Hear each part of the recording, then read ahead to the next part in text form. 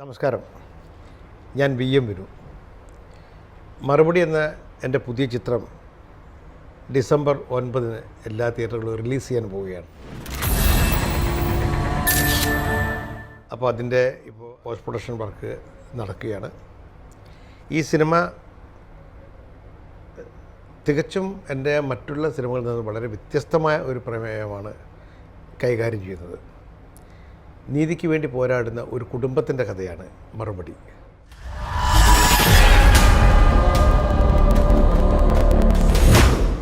വേട്ടക്കാരൻ എന്നും നിയമത്തിൻ്റെ പഴുതിലൂടെ രക്ഷപ്പെട്ട് സമൂഹത്തിൽ വളരെ വിജയശ്രാളിതനായി നടക്കുകയും ഇര എന്നും നീതി കിട്ടാതെ നീതിക്ക് വേണ്ടി പോരാടുകയും ചെയ്യുന്ന ഒരവസ്ഥ വിശേഷമാണ് ഇന്ന് നമ്മുടെ രാജ്യത്ത് കണ്ടുകൊണ്ടിരിക്കുന്നത്. ഇവിടെ എന്താണ് കുഴപ്പം? ആർക്കാണ് കുഴപ്പം? നീതിന്യായ പീഠത്തിൻ്റെ അനാസ്ഥയാണോ? ജുഡീഷ്യറി ഒരു നോക്കുകുത്തിയായി എന്നും നിലനിൽക്കുന്നു എന്നുള്ള അതങ്ങനെ തന്നെ നിലനിൽക്കട്ടെ എന്നുള്ളൊരവസ്ഥയാണോ? അല്ല, ഇരയാക്കപ്പെടുന്നവൻ നീതി വേണ്ട, കുറ്റവാളികൾ അങ്ങനെ പെരുകിക്കോട്ടെ എന്നാണോ നമ്മളുടെ നാടിൻ്റെ അല്ലെങ്കിൽ നമ്മുടെ നിയമപാലകരുടെ ഉദ്ദേശമെന്ന് എനിക്ക് മനസ്സിലാവുന്നില്ല.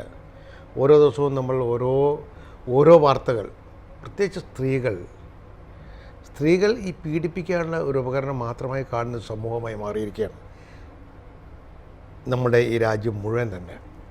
കാരണം ഡൽഹിയിൽ സംഭവിച്ചതായാലും കേരളത്തിൽ സംഭവിച്ചതായാലും ഓരോരുത്തർ പേരെടുത്ത് പറയുന്നില്ല. വളരെ നാണക്കേടുണ്ടാക്കുന്ന, ലോകത്തിന് മുമ്പിൽ ഏറ്റവും കൂടുതൽ നാണക്കേട് ഉണ്ടാക്കുന്ന അവസ്ഥകളാണ് നമുക്ക് സൃഷ്ടിച്ചിരിക്കുന്നത്. ഇപ്പോൾ കള്ളപ്പണോ അല്ലെങ്കിൽ അഴിമതിയല്ല ഈ സമൂഹത്തിൽ നമ്മുടെ രാജ്യത്ത് നിന്ന് തുടച്ചു നീക്കേണ്ടത്. സ്ത്രീകൾക്ക് നേരെയുള്ള അതിക്രമമാണ് ആദ്യം ഇല്ലാതാക്കേണ്ടത്.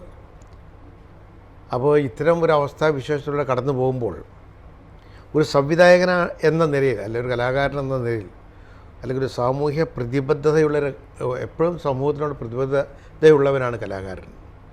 അപ്പോൾ സിനിമ പോലത്തെ ഇത്രയും വൈഡായിരിക്കുന്ന വലിയൊരു മീഡിയ, ഇതിലൂടെ നമുക്ക് ചില കാര്യങ്ങൾ കൂടി പറയണം. വെറും തമാശ കളിക്കാനുള്ളതല്ല സിനിമ. സോഷ്യൽ അവയർനെസ് ഉണ്ടാക്കുന്ന ചില കഥകളും അല്ലെങ്കിൽ അവയർനെസ് ഏറ്റവും കൂടുതൽ ഉണ്ടാക്കാൻ പറ്റിയിരിക്കുന്ന മീഡിയയാണ് സിനിമ. രസിപ്പിക്കാനുള്ളതാണ് കല. എന്നാൽ അതിൽ ചില കാര്യങ്ങൾ ആവശ്യമാണ് എന്ന് എനിക്ക് തോന്നി. അപ്പോൾ ഇത്തരം ചില നാട്ടിൽ സംഭവിക്കുന്ന ചില കാര്യങ്ങൾ നമ്മളെ വീർപ്പുമുട്ടുകയും അസ്വസ്ഥരാക്കുകയും ചെയ്യുന്ന സമയത്താണ് ജുലൈന അഷ്റഫ് എന്ന് പറഞ്ഞൊരു എഴുത്തുകാരി, പുതിയ എഴുത്തുകാരി, അതായത് എൻ്റെ മറുപടി എന്ന് പറയുന്ന സിനിമയുടെ പ്രൊഡ്യൂസറിൻ്റെ വൈഫ് എൻ്റെ അടുത്തൊരു പുതിയ കഥയുമായിട്ട് വരുന്നത്. ആദ്യം ഞാൻ അത്ര കാര്യമാക്കിയില്ലെങ്കിലും കഥ കേട്ടപ്പോൾ സത്യത്തിൽ ഞെട്ടിപ്പോയി. കാരണം ഒരു റിയൽ ഇൻസിഡൻറ്റ്, നോർത്ത് ഇന്ത്യയിൽ ജയിലിൽ നടന്ന ഒരു റിയൽ ഇൻസിഡൻറ്റിനെ ബേസ് ചെയ്തിട്ടാണ് ഈ കഥ ഉണ്ടാക്കിയിരിക്കുന്നത്. കഥ കേട്ടപ്പോൾ സത്യത്തിൽ ഞാൻ വിങ്ങിപ്പോയി. കാരണം ഞാൻ എന്താണ് എൻ്റെ മനസ്സിൽ കത്തിയാളിക്കൊണ്ടിരിക്കുന്ന, പടർന്നുകൊണ്ടിരിക്കുന്ന ഇത്തരം പ്രവർത്തനങ്ങളുള്ള വിദ്വേഷം അല്ലെങ്കിൽ പക, അത് പ്രകടിപ്പിക്കാൻ പറ്റിയ അല്ലെങ്കിൽ ആ വിഷയം ചർച്ച ചെയ്യാൻ പറ്റിയിരിക്കുന്ന ഒരു കഥയാണിത് എന്ന് തോന്നിയത് കൊണ്ടാണ് ഞാൻ ഈ ജുലൈന അഷ്റഫിൻ്റെ ഈ കഥ എടുക്കാൻ തീരുമാനിക്കുകയും ആ തീരുമാനത്തിൻ്റെ വെളിച്ചത്തിൽ മറുപടി എന്ന് പറഞ്ഞ സിനിമ ഉണ്ടാവുകയും ചെയ്തിരിക്കുന്നത്.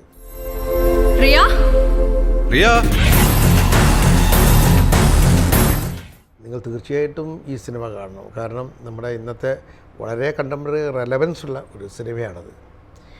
രസിക്കാനുണ്ട്. പക്കാ കമേഴ്ഷ്യൽ സിനിമ തന്നെയാണ്. ഭയങ്കര സീരിയസ് ആയിരിക്കുന്ന ഒരു മൂഡിലല്ല എടുത്തിരുന്നത്. വളരെ ലൈറ്റായിട്ട് വരികയും നമ്മുടെ ജീവിതത്തിലൊക്കെ നടക്കുന്ന പോലെ തന്നെ ലൈറ്റായിട്ട് നമ്മൾ ഓരോ കാര്യം നമ്മൾ അവിചാരിതമായിട്ടാണല്ലോ എല്ലാ ജീവിതത്തിലേയും വന്നെത്തിപ്പെടുന്നത്. അങ്ങനെ വളരെ ഹാപ്പിയായി ജീവിച്ചൊരു കുടുംബത്തിലേക്ക് അവിചാരിതമായി വന്നുപെടുന്ന ഒരു അവസ്ഥ അല്ലെങ്കിൽ ഒരു സാഹചര്യം അതവരെ സമൂഹത്തിന് മുമ്പിൽ കുറ്റവാളിയാക്കുകയും ആ കുറ്റം ഏറ്റെടുക്കേണ്ടി വരികയും ചെയ്യുന്ന 14 ദിവസത്തെ റിമാൻഡിൻ്റെ ഉള്ളിൽ ജയിലിൽ ഇവരെ അനുഭവിക്കേണ്ടി വരുന്ന അല്ലെങ്കിൽ അഭിമുഖീകരിക്കേണ്ടി വരുന്ന അവസ്ഥയാണ് മറുപടി എന്ന് പറഞ്ഞ ഈ സിനിമയുടെ ബേസ് എന്ന് പറയുന്നത്. She has to go to the juvenile home. ഇവിടെ മലയാളി ആയാലും ബംഗാളി ആയാലും നീതി നിയമം എല്ലാവർക്കും ഒന്നാ. ഇവിടുത്തെ വലിയ സൂപ്രണ്ട് സാറില്ലേ, അയാളുമായിട്ട് ഇതിനകത്ത് മറ്റേ പരിപാടിയാ. ഇത് സമൂഹത്തിനോട് കുറേ ചോദ്യങ്ങൾ ഈ സിനിമ ചോദിക്കുന്നുണ്ട്. നമ്മൾ നീതിപീഠത്തിനോട്, ജുഡീഷ്യറിയോട് കുറേ ചോദ്യങ്ങൾ ചോദിക്കുന്നുണ്ട്. ഈ സമൂഹത്തിലെ രാഷ്ട്രീയക്കാരായാലും പണക്കാരായാലും ആരായാലും അവരോടൊക്കെ നമ്മൾ ഈ ചോദ്യം ഇതിലെ കഥാപാത്രങ്ങൾ ചോദിച്ചു കൊണ്ടിരിക്കുന്നുണ്ട്. സ്വയം നീതി കിട്ടാതാകുമ്പോൾ, നിയമം അവരെ സംരക്ഷിക്കാൻ വരാതെ ആഴുമ്പോൾ, ഏതൊരു വ്യക്തിയും സ്വയം അവസാന ഘട്ടത്തിൽ ഗതി കെടുമ്പോൾ സ്വയം നീതി നടപ്പാക്കാൻ തുനിയും, അല്ലെ തുനിയേണ്ടി വരും എന്നാണ് ഈ സിനിമയുടെ ഞാൻ പറയാൻ ശ്രമിച്ചിരിക്കുന്നത്. ഇല്ല, എൻ്റെ മോളെ ഞാൻ വിട്ടുതരില്ല.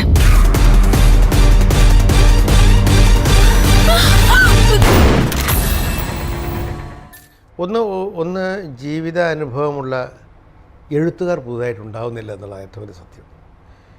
ഇപ്പോൾ ദാമോദരൻ മാഷാണെങ്കിലും ലോഹിയേട്ടനാണെങ്കിലും MT ആണെങ്കിലും അതുപോലെ തന്നെ പത്മരാജനാണെങ്കിലും അത് കുറേ എഴുത്തുകാർ നമ്മൾക്കുണ്ടായിട്ടുണ്ട്. അതിൽ ഇപ്പോൾ എൻ്റെ അവസ്ഥയിൽ അപ്പോൾ ആ നല്ല എഴുത്തുകാരുണ്ടായപ്പോൾ, അല്ലെങ്കിൽ നല്ല സാഹിത്യകൃതികൾ ഉണ്ടായപ്പോൾ നല്ല സിനിമകൾ കുറേ ഉണ്ടായിരുന്നു. ആദ്യകാലങ്ങളിലൊക്കെ മുമ്പുള്ള കാലം എൻ്റെയൊക്കെ കുട്ടിക്കാലത്ത് അതിന് മുമ്പേയുള്ള കാലങ്ങളിലൊക്കെ ഈ മലയാളത്തിൽ വന്നിരിക്കുന്ന പല നാടകങ്ങളെയും നോവലുകളെയും അടിസ്ഥാനപ്പെടുത്തി ചെമ്മീനടക്കമുള്ള ക്ലാസിക് സിനിമകൾ ഉണ്ടായിരിക്കുന്നത്. ഇപ്പം അത്തരം നോവലുകളോ അല്ലെങ്കിൽ കഥകളോ ഉണ്ടാവുന്നില്ല എന്നല്ല പറയുന്നത്.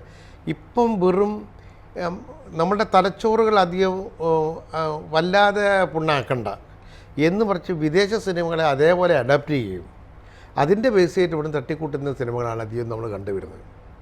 നമ്മളെ മണ്ണിൻ്റെ അല്ലെ നമ്മളുടെ സംസ്കാരത്തിൻ്റെ അല്ലെ സംസ്കാരം ഉൾക്കൊള്ളുന്ന അല്ലെ നമ്മളുടെ നാട്ടിൽ നടക്കുന്ന എന്തെങ്കിലും ഒരു കണ്ടംപററി ഇഷ്യൂവിലേക്കൊന്നും ഇവരുടെ ശ്രദ്ധകൾ തിരിയുന്നില്ല. വെറും അതിൻ്റെ ന്യൂ ജനറേഷൻ സിനിമ എന്ന് പറയുന്ന ആ വിഭാഗത്തിൽ എത്രയോ നല്ല പുതിയ സംവിധായകരുണ്ടായിട്ടുണ്ട്. നമുക്ക് കുറേ പ്രതീക്ഷകൾ നൽകുന്ന കുറേ സംവിധായകർ അതിലുണ്ട്. പക്ഷേ അതിൽ ഭൂരിഭാഗവും ഒരു സിനിമ വരികയും പിന്നെ കാണാതാവുകയും ചെയ്യുന്നു. അതെന്താ വെച്ചാൽ അതിനൊരു സീരിയസ് അപ്രോച്ചോട് കൂടിയൊന്നും കാണാതെ നമ്മളൊക്കെ വെച്ചാൽ വളരെ കാലങ്ങൾ ഇതിൻ്റെ പുറകിൽ നടന്ന് ഇപ്പോഴും നമുക്ക് സിനിമ ചെയ്യാൻ ഇപ്പോഴും പേടിയാണ്. കാരണം നമുക്ക് പേടിച്ചുകൊണ്ടാണ് ഓരോ സിനിമയും നമ്മൾ സമീപിക്കുന്നത്. അത് വിജയിക്കോ പരാജയപ്പെടുമോ എന്നുള്ള പേടിയല്ല. ഇപ്പോഴും ഇപ്പോഴും നമ്മൾ വിദ്യാർത്ഥി, ഓരോ പടം ചെയ്യുമ്പോൾ നമ്മൾ ഓരോന്ന് പഠിച്ചുകൊണ്ടിരിക്കും. അപ്പോൾ അവർ ചെയ്യുന്നതെല്ലാം തെറ്റാണ്, പുതിയ തലമുറ ശരിയല്ല എന്ന് പറയാൻ ഞാൻ തയ്യാറില്ല. പുതിയതായിട്ട് വന്നിരിക്കുന്ന സിനിമകളിൽ പല നല്ല നമുക്ക് പ്രതീക്ഷ നൽകുന്ന കുറേ സംവിധായകരുണ്ട്. പക്ഷേ വിഷയങ്ങൾ തിരഞ്ഞെടുക്കുന്നതിൽ പലരും എന്താണ് എന്ന് മനസ്സിലാകും. നമുക്ക് വെറുതെ ഒരു നേരം പോക്ക് പോലെ സിനിമ കാണുന്ന കുറേ സിനിമകൾ നമ്മൾ കണ്ടിട്ട് നമ്മൾ കണ്ടു കഴിഞ്ഞാൽ പല ആൾക്കാരും കുട്ടികളും പോയിട്ട് ആ സിനിമകൾ ചെറുപ്പക്കാർ പോയി കണ്ടിട്ട് ഭയങ്കരമായിട്ട് ആഘോഷിക്കുന്നുണ്ട്. പക്ഷേ നമുക്കൊന്ന് ആ സിനിമയുടെ കോമഡി കണ്ടിട്ട് നമുക്ക് ചിരിക്കാനേ പറ്റില്ല. അത് ചിരിക്കാൻ പറ്റാത്തത് എന്താണെന്ന് വെച്ചാൽ അതിൽ അരോചകത്വം തോന്നുന്ന രീതിയിലുള്ള ചില വൾഗറായിരിക്കും ചില ഡയലോഗ്സ്. അതിലുപരി അതാണോ കോമഡി എന്ന് നമുക്കറിയുന്നില്ല. നമ്മളെ കണ്ടിരിക്കുന്ന കോമഡി എന്ന് പറഞ്ഞാൽ ഇപ്പോഴും നമ്മൾ വീണ്ടും കണ്ടുകൊണ്ടിരിക്കുന്ന ഹ്യൂമർ എന്ന് പറഞ്ഞാൽ ചാപ്ലിൻ്റെ സിനിമകളൊക്കെയാണ് നമുക്ക് എപ്പോഴും മടുക്കാത്തതും കണ്ണീരണിയിക്കുന്നതും ചിരിപ്പിക്കുകയും ചിന്തിപ്പിക്കുകയും ചെയ്യുന്നതാണ് ചാപ്ലിൻ സിനിമകൾ. ഇപ്പോൾ നടന്മാരെ തന്നെ വെച്ച് നോക്കിക്കഴിഞ്ഞാൽ അമ്പിളിച്ചേട്ടന് ശേഷം, അതായത് ജഗദീഷ് ശ്രീകുമാറിന് ശേഷം പൊട്ടിച്ചിരിപ്പിക്കുന്ന അല്ലെങ്കിൽ ചിന്തിപ്പിക്കുന്ന ഒരു നടൻ ഇതുവരെ വന്നിട്ടില്ല. ഇപ്പോൾ കോമഡി ആർട്ടിസ്റ്റ് എന്ന് പറഞ്ഞ കുറച്ച് ആൾക്കാരൊക്കെ ഉണ്ട്. അവർ ചെയ്യുന്ന കോമഡിയെക്കാളും നമുക്കൊന്നും തോന്നില്ല. അത് അവരുടെ കുഴപ്പമില്ല. ആ ആർട്ടിസ്റ്റൊക്കെ നന്നായി ചെയ്യുന്നവരെ അവരെ യൂസ് ചെയ്യുന്നില്ല എന്നല്ല. അവരെ യൂസ് ചെയ്യാൻ പറ്റുന്ന ഇപ്പോൾ ജഗദീഷ് ശ്രീകുമാറിന് കിട്ടിയിരിക്കുന്ന പ്രിയദർശൻ്റെ ജഗദീഷ് ശ്രീകുമാർ ടീമുകളിൽ കിട്ടിയിരിക്കുന്ന രീതിയിലുള്ള ഹ്യൂമർ സബ്ജക്റ്റുകളോ അല്ലെങ്കിൽ അത്ര ക്യാരക്ടേഴ്സോ ഇവർക്ക് കിട്ടുന്നില്ല. ഇപ്പോഴത്തെ ഹ്യൂമർ കണ്ട് നമുക്ക് കരയാനാണ് തോന്നുന്നത്, ചിരിക്കാനല്ല. ഈ ഭാമയുടെ കാര്യം പറയുകയാണെങ്കിൽ ഈ മലയാള സിനിമയിൽ ഇപ്പോൾ നിലനിൽക്കുന്ന 1-2 നടികളെ ഞാൻ ഈ കഥയായിട്ട് സമീപിച്ചിരുന്നു. കഥ ഇഷ്ടപ്പെട്ടു, പക്ഷെ അവർക്ക് ചെയ്യാൻ പേടി എന്ന് പറഞ്ഞു. ആ പേടിയുടെ കാരണം എന്താണെന്ന് ഞാൻ സ്വയം തിരിച്ചറിഞ്ഞത് 15 വയസ്സ് 16 വയസ്സുള്ള കുട്ടിയുടെ അമ്മയാവാൻ അവർക്ക് താല്പര്യമില്ല.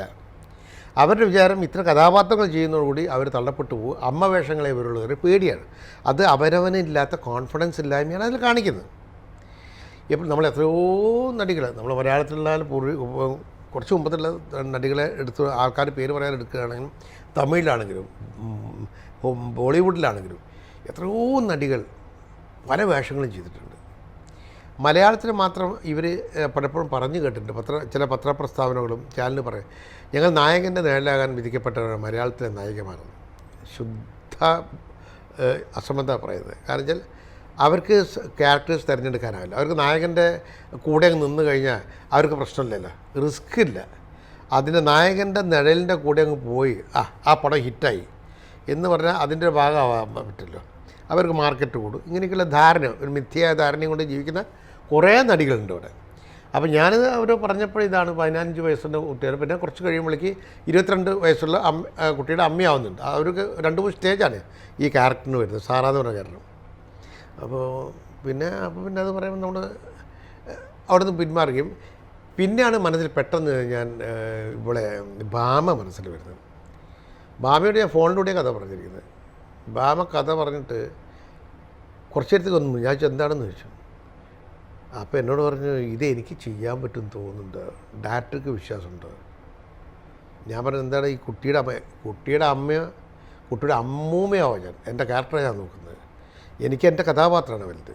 ഇങ്ങനത്തെ കഥാപാത്രം ഞാൻ ഇതുവരെ ചെയ്തില്ല, എനിക്ക് ഭയങ്കര ചാലഞ്ചുള്ളതാണ്. ഞാൻ പറഞ്ഞു, ഒന്നും പേടിക്കണം, ഞാൻ ജയിക്കും.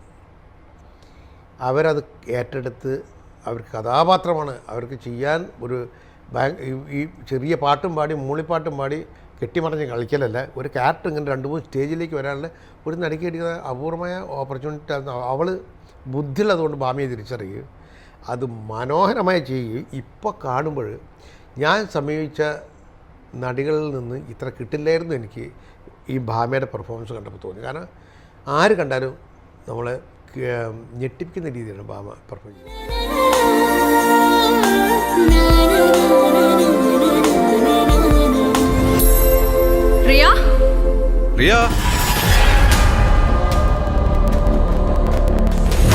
എന്റെ മോക്ക് മരിക്കാൻ പേടിയുണ്ടോ? പിന്നെ റഹ്മാൻ്റെ കാര്യം.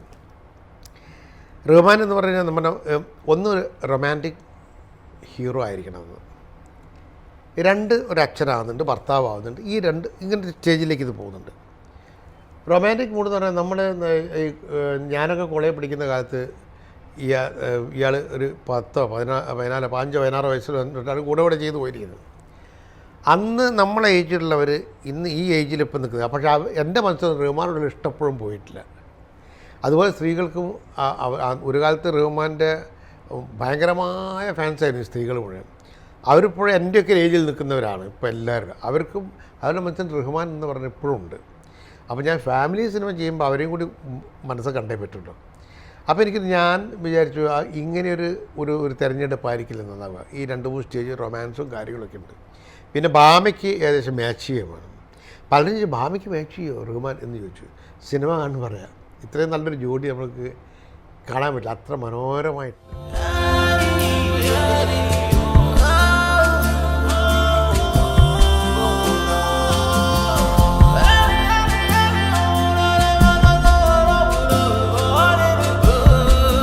അതുകൊണ്ടാണ് ഞാൻ പിന്നെ റഹ്മാനെ പോയിട്ടുള്ളൊരു ആക്ടർ, ഒരു ക്യാരിയർ, അയാൾ വേറെ ചില ക്യാരക്ടേഴ്സൊക്കെ. അപ്പോൾ ഇയാൾ ചെയ്ത് കഴിഞ്ഞൊരു ആക്ടിങ് സാധ്യതകളുടെ ഒരു ക്യാരക്ടറാണ്. ഇതുപോലെ തന്നെ ഫോണിലൂടെയാണ് ഞാൻ റഹ്മാനോടും കഥ പറഞ്ഞത്. റഹ്മാനെ ഞാൻ പണ്ട് അസിസ്റ്റൻ്റ് ഡയറക്ടറായിട്ട് കാലാൾപ്പട എന്ന് പറഞ്ഞ സിനിമ വിജീത് എംപിയുടെ ഒരുമിച്ച് വർക്ക് ചെയ്യുമ്പോൾ റഹ്മാനായി അഭിനയിക്കുന്നത്. അപ്പോൾ ഞാൻ ലാസ്റ്റ് അസിസ്റ്റൻ്റാണ്. അപ്പോൾ അറിയാമെന്നുള്ളത് ഞങ്ങൾ പരിചയമൊന്നുമില്ല, ഞങ്ങൾക്ക് അവരെ അടുത്തേക്ക് എത്തിപ്പെടാൻ പറ്റില്ലല്ലോ അങ്ങനെ. പിന്നെ പുള്ളി എന്നെപ്പറ്റി അറിയാമെന്ന് പറയും. കഥ കേട്ട പുള്ളി പറഞ്ഞു, ഞാൻ ചെയ്യുന്നു, എനിക്കിഷ്ടപ്പെട്ടു. കാരണം പുള്ളി ആദ്യമേ പറഞ്ഞു, ഞാൻ കഥ ഇഷ്ടപ്പെട്ടെങ്കിൽ മാത്രമേ ചെയ്യുള്ളൂ. കാരണം എനിക്ക് മലയാളത്തിൽ നിന്ന് പല ഡയറക്ടേഴ്സ് വന്ന് കഥ പറയാൻ എനിക്ക് ഇഷ്ടപ്പെടാറില്ല. തമിഴിൽ ഞാൻ വളരെ സെലക്റ്റീവായി തന്നെ സിനിമ ചെയ്യുന്നത് പറഞ്ഞു. കഥ കേട്ടപ്പോൾ അയാൾ പറഞ്ഞു, എനിക്ക് ഗംഭീരം ഇഷ്ടപ്പെട്ട്, ഞാൻ ചെയ്യാം. അങ്ങനെയാണ് റഹ്മാനിൽ നിന്ന് എത്തിപ്പെട്ടിരിക്കുന്നത്. 13 വർഷത്തിന് ശേഷമാണ് രവീൻ സാറ് ഇവിടേക്ക് എത്തിയത്. കൂടെ അവരുടെ മകൾ റിയ ഉണ്ടായിരുന്നു.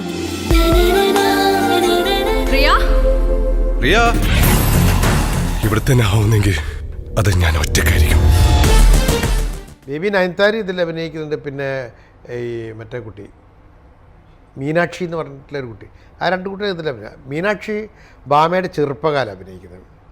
ബേബി നയൻതാര ഇവരുടെ 2 പേരുടെയും മകളായിട്ടാണ്. അത് ഭയങ്കര എക്സലൻ്റ് ആയിരിക്കുന്നത്, ഭയങ്കര ബ്രില്യൻ്റ് ആക്ടിങ്ങാണ് ആ കുട്ടിയുടെ. എനിക്കൊന്നൊരു 2-3 കൊല്ലം കഴിയുമ്പോഴേക്കും മലയാളത്തിൽ നല്ലൊരു നായികയെ നമ്മൾക്ക് പ്രതീക്ഷിക്കാം. കാരണം അത്രയും മൈന്യൂട്ട് ഈ റഹ്മാൻ്റെയും ബാമേൻ്റെയും നടുവിൽ നിന്നിട്ട് ഈ കുട്ടി ഇവർ പോലും നമ്മൾ പോലും അറിയാണ്ട് എനിക്ക് വളരെ മത്സരിച്ച് അഭിനയിക്കുന്നത്. കാരണം അത് നമ്മൾ പല സീനിന് നമുക്ക് വ്യക്തമാണ്.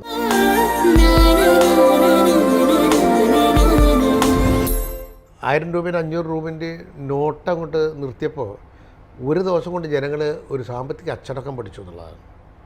അതുപോലെ നമ്മൾ ഒരു ദിവസം കൊണ്ട് ജീവിതം മാറ്റിമറിയുക. നമ്മൾ ഇങ്ങനെ അടക്കി പിടിച്ചിരുന്ന നോട്ടുകളും കെട്ടുകളും എല്ലാം കൂടിയിട്ട് പേപ്പർ മില്ലിലിട്ടിട്ട് പേപ്പറാക്കി അടിച്ചും മാറ്റുക പറയുന്ന പോലെ ജീവിതത്തിനും നോട്ടിനൊക്കെ ഒരു വിലയില്ല, അല്ലെങ്കിൽ ഒരു നിമിഷം കൊണ്ട് എല്ലാം മാറിപ്പോവും എന്ന് മനസ്സിലാക്കുന്ന വിധിയുടെ അല്ലെങ്കിൽ ദൈവത്തിൻ്റെ വികൃതി എന്നൊക്കെ പറയുന്ന ചില കാര്യങ്ങളിലേക്ക് ജീവിതം അങ്ങനെയാണ് നമുക്ക് ഈ സിനിമ കാണുമ്പോൾ നമുക്ക് തോന്നിപ്പോകും. എന്റെ മോക്ക് മരിക്കാൻ പേടിയുണ്ടോ? തീർച്ചയായിട്ടും കുടുംബസമേതം കാണേണ്ട ഒരു സിനിമയാണ്. അതിലുപരി ഇത് ഒരു കുടുംബത്തിൻ്റെ ഒരു ഫാമിലി ത്രില്ലർ മൂവിയാണ്. ഫാമിലി ത്രില്ലർ എന്ന് പറയുമ്പോൾ ഓട്ടവും ചാട്ടവും വാഹനവും അതിൻ്റെ ചേസിങ്ങും അല്ല. നീതി കിട്ടാൻ വേണ്ടി ഒരു കുടുംബം ഒരു ജയിലിനുള്ളിൽ ഫേസ് ചെയ്യുന്ന, അല്ലെങ്കിൽ അതിൽ നിന്ന് രക്ഷപ്പെടാൻ വേണ്ടി വെപ്രാളപ്പെടുന്ന മനുഷ്യൻ്റെ കിതപ്പിൻ്റെയും ഓട്ടത്തിൻ്റെയും കഥയാണ് മറുപടി.